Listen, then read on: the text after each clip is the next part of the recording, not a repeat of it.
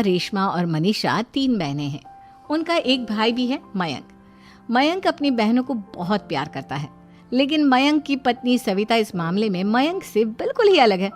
वो अपनी ननदों का जितना बुरा कर सकती है उतना बुरा करती ही रहती है और अपनी ननदों पर हुक्म भी चलाती है।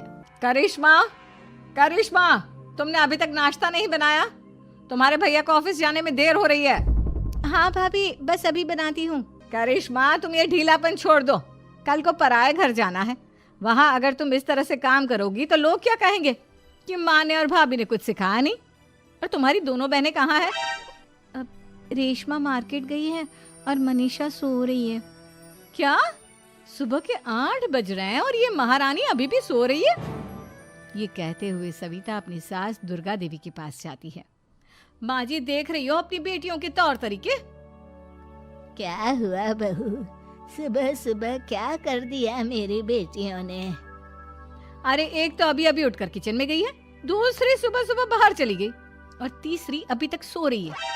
क्या करूं मैं इन तीनों का, मैं तो परेशान हो गई हूँ। जा जाकर उठा उसे और रेशमा से मैं बात करती हूँ।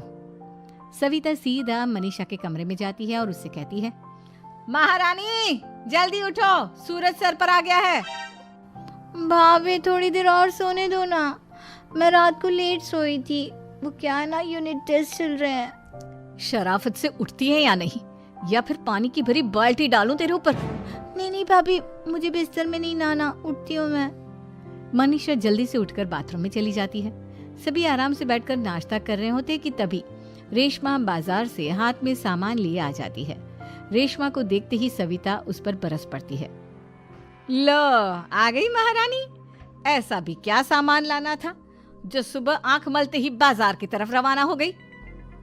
भाभी, कल आप ही तो चीख रही थी कि घर का सारा सामान मुझे ही लाना पड़ता है, घर में किसी को भी किसी काम से कोई लेना देना नहीं है। अब मैं बाजार जाकर सामान ले आई तो आपको इस बात से भी तकलीफ हो रही है? देख रही हो माँ जी, अपनी बेटी की जुबान कैंची से भी तेज चलती है। और मयंक, आप तो कुछ कहेंगे नहीं अपनी लाडली बहन को। रेशमा, अपनी भाभी से ऐसे बात नहीं करते। चलो माफी मांगो। भैया, मैं क्यों माफी मांगू? आप भाभी से बोलिए ना कि हम पर कम हुक्म चलाया करे। हम इस घर की बेटियां हैं और आपकी पत्नी की ननद है, नौकरानी नहीं। लो कर लो बात। इनकी भलाई के लिए कुछ भी बोलो तो इन्हें बुरा लग जाता है। इस घर में यही इज्जत है मेरी। देख लो माँ जी, आपकी बेटी किस लहजे में मुझसे बात कर रही है। सविता वहां से चली जाती है।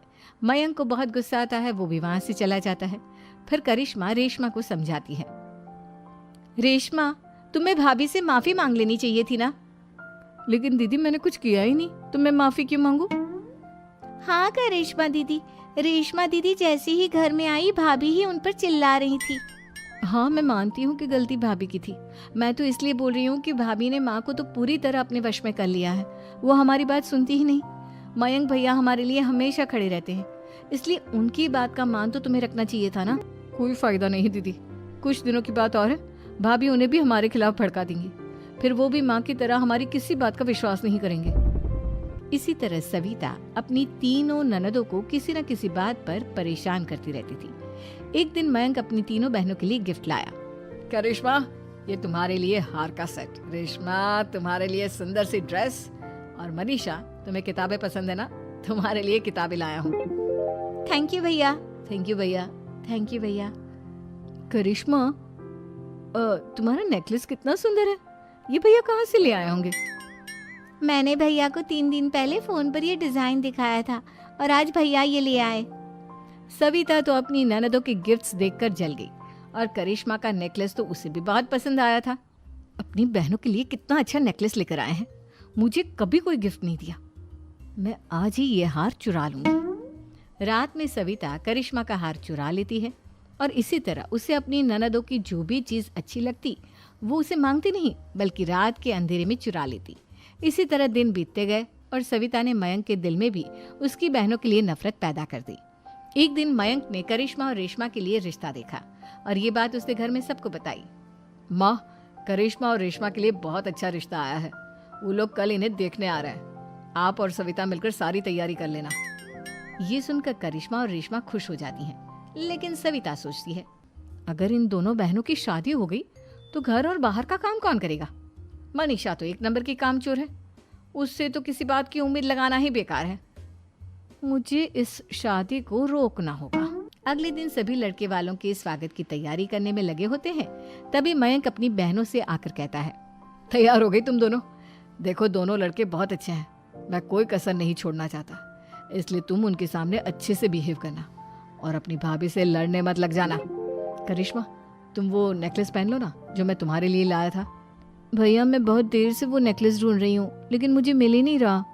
क्या तुमने नेकलेस खो दिया? तुम्हें पता भी है वो कितना महंगा था? तुम कोई काम ढंग से नहीं कर सकती।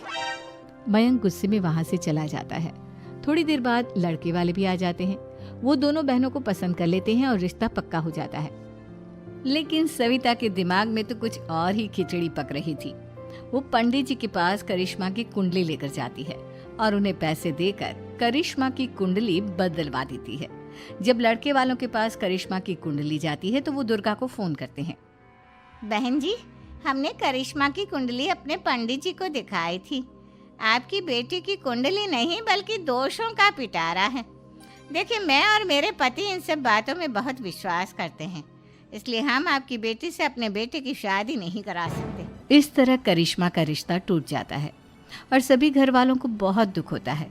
अब कविता सोचती है, चलो करिश्मा का तो रिश्ता टूट गया, अब रेशमा का भी रिश्ता तोड़ना है। क्या करूं? अब सविता आवाज बदलकर किसी अननोन नंबर से रेशमा के होने वाले ससुराल में फोन करती है। हेलो, मैं कौन हूँ कौन नहीं ये आपके लिए जानना जरूरी नहीं, बस इतना सुन लो कि रेशमा का 2 साल से किसी के साथ अफेयर चल रहा है। बस रेशमा का रिश्ता तोड़वाने के लिए सविता का इतना कहना काफी था। अब रेशमा का भी रिश्ता टूट गया। मयंक और दुर्गा देवी ने रेशमा को खूब खरी खोटी सुनाई और उससे बार बार उस लड़के के बारे में पूछने लगी। आप दोनों मुझे क्यों परेशान कर रहे हो? अरे कोई लड़का होगा मेरी लाइफ में तो मैं बताऊंगी ना, जब कोई है ही नहीं तो कहाँ से लाऊं मैं कोई लड़का? तो तेरे होने वाले ससुराल वालों को फोन किसने किया था? माँ मैं नहीं जानती किसने फोन किया था, मैं सच कह रही हूँ। मैं तो पहले ही कह रही थी इसकी लगाम खींच कर रखो, लेकिन मेरी सुनता ही कौन है। आप चुप रहिए भाभी, ये सब आपका ही किया धरा है।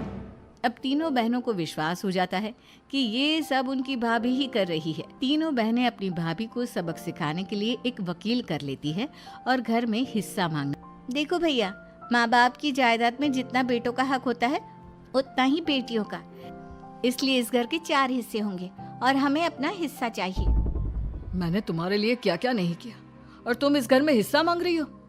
भैया, आप और माँ हम बहनों की कोई बात नहीं सुनते हो और भाभी हमारी शादी नहीं होने देगी क्योंकि उन्हें लगता है कि आप हमारी शादी में ज्यादा पैसा लगाओगे और उन्हें हम जैसी फ्री की नौकरानी कहाँ मिलेगी। तो हम भाभी के साथ तो रह नहीं सकते, हम बहनों को अपना हिस्सा चाहिए। अरे तुम्हें शर्म आनी चाहिए अपनी भाभी पर ऐसा इल्जाम लगाते हुए। वो तुम्हारे बारे में कितना सोचती है। हाँ माँ, भाभी हमारे बारे में बहुत सोचती है, दिन रात बस यही सोचती रहती है कि किस तरह से अपनी तीनों ननदों को परेशान करूं और कभी मुझे पढ़ने भी नहीं देती। दोनों बहनों का रिश्ता भी तो इन्होंने ही तोड़वाया है और रात में हमारे कमरे में आकर हमारी चीजें भी चुराती हैं। इसी तरह सविता की तीनों ननदें अपनी बात पर अड़ी रही। अब कोर्ट में तारीख भी शुरू हो गई। जब सविता को लगा कि उसकी तीनों ननद इतनी आसानी से नहीं मानने वाली, तो उसने अपने पति और सास को सारी सच्चाई बता दी और अपनी तीनों ननद से माफी मांगी। मयंक और दुर्गा को भी अपनी गलती का एहसास हो गया। अब सविता खुद करिश्मा और रेशमा के लिए अच्छा रिश्ता ढूंढती है और उनकी शादी करवाती है।